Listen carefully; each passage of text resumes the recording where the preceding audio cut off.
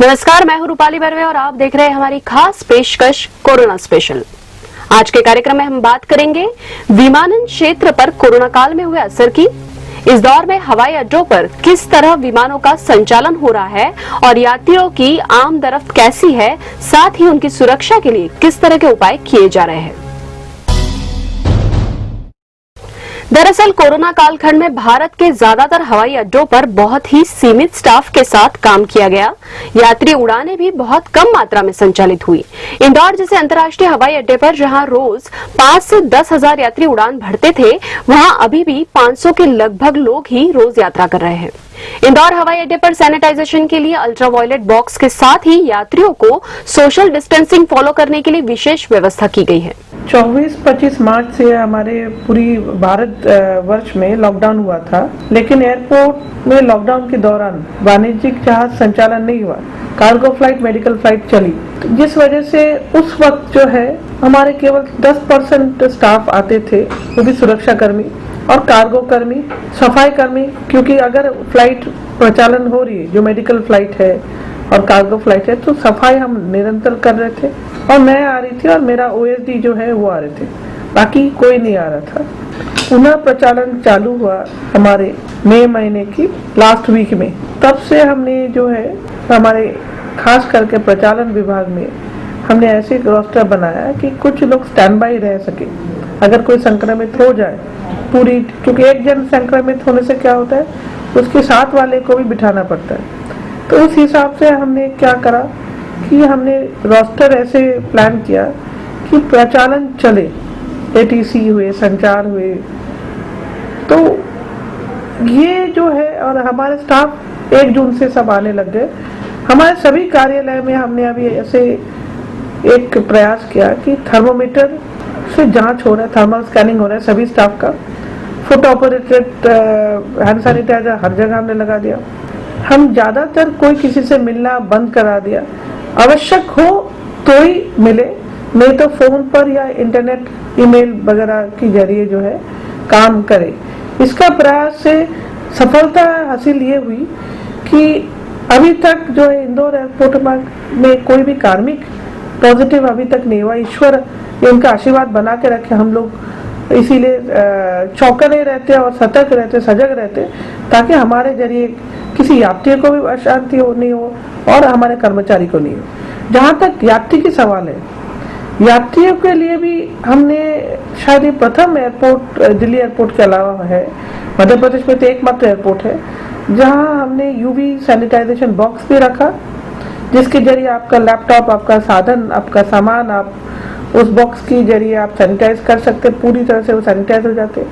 और sodium hypochloride का fogging भी कर रहे हैं। और ये 2 बार हो रहा है, एक बार प्रवेश जब आप कर रहे हैं सामान लेके, फिर यात्री का थर्मल स्कैनिंग होता है, ऑक्सीमीटर से उसका ऑक्सीजन लेवल चेक किया जाता है, फिर जब वो जहाज से चढ़ जाते उसका सामान को पुनः एयरलाइन वाले सैनिटाइज करते। तो ये प्रक्रिया जो है अराइवल में भी है, आपका थर्मल स्कैनिंग, यात्री की हिस्ट्री, इंदौर 311 ऐप यात्री को डाउनलोड करना होता है, आरोग्य सेतु ऐप डाउनलोड करना होता है, और राज्य शासन के जरिए ये जो स्वास्थ्य जांच का पूरा प्रक्रिया राज्य शासन हमारे एयरपोर्ट में कर रही है।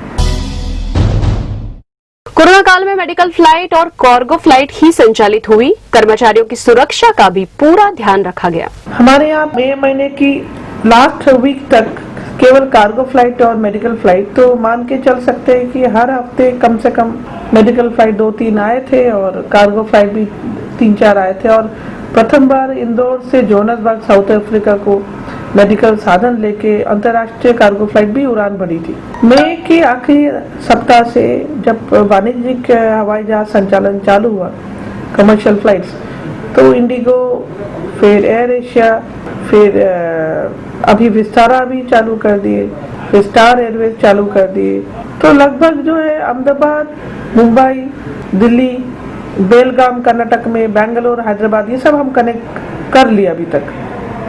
और करीब करीब मान के चल सकते 500 यात्री करीब इस हवाई अड्डा से संचालन प्रचालन हो रहा है, आ रहा जा रहा है। जबकि पहले कोरोना से पहले करीब 5,000 से लेकर 10,000 लोग जाते थे।